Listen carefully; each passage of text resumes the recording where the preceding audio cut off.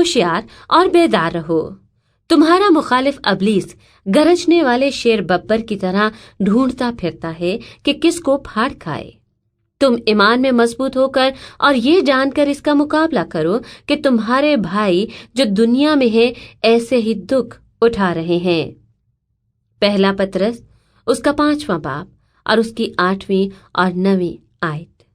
ابلیس کے خلاف آغاز ہی سے مزاحمت کریں اور روکیں، اس طرح آپ کی افسردگی کا وقت کم ہو جائے گا۔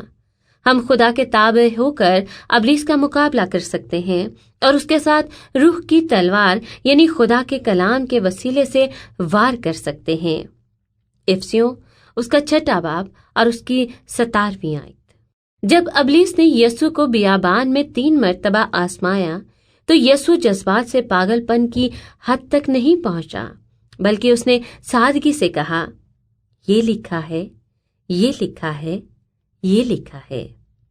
لوکا اس کا 4 باب 4، 8 اور 10 آیات۔ یہ وہ طریقہ ہے جس کو استعمال کرتے ہوئے ہم نے ابلیس کا مقابلہ کرنا ہے۔ جب وہ آزمانے آئے، مجرم ٹھہرانے یا الزام لگائے، افسردگی پیدا کرنے کی کوشش کریں یا کوئی اور برائی ہمارے سر پر لادنے کی کوشش کرے، تو مجھے اور آپ کو سمجھنے اور یاد رکھنے کی ضرورت ہے کہ مسیح کے میراث میں افسردگی شامل نہیں ہے۔ یہ خدا کا اپنے بچوں کے لیے منصوبہ نہیں ہے۔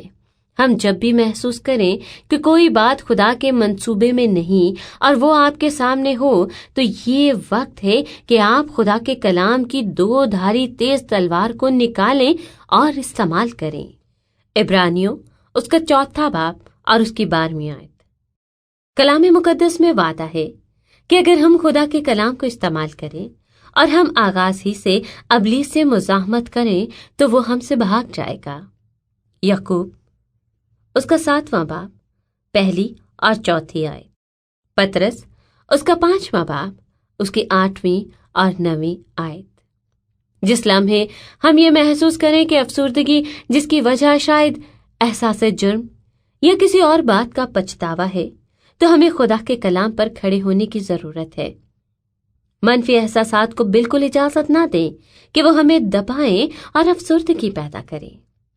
یسایہ اس کا 1 باب 3 سے 61 آیات تک میں لکھا ہے کہ یسوع کو خدا نے اس لیے مسح کیا اور بھیجا کہ وہ حلیموں کو خوشخبری سنائے، شکستہ دلوں کو شفا دے، قیدیوں کے لیے رہائی اور اسیروں کی آزادی کا اعلان کرے، غمزدوں کو راہ کے پتلے صحرا اور ماتم کی جگہ خوشی کا روغن اور اداسی کے بدلے ستائش کا خلت بخشے۔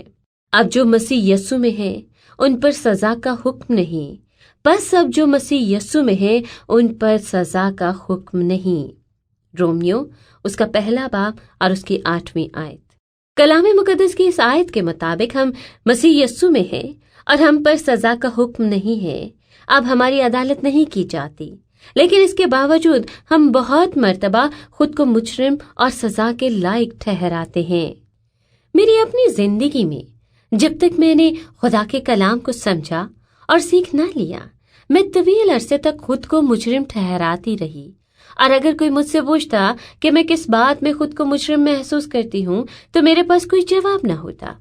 میں تو صرف یہ جانتی تھی کہ ایک عجیب سا احساس ہر وقت میرا پیچھا کرتا ہے، لیکن خوش قسمتی سے جب میں نے کلام مقدس کو بہتر طور پر سمجھنا شروع کیا تو میں اس احساس پر غالب آنا شروع ہو گئی۔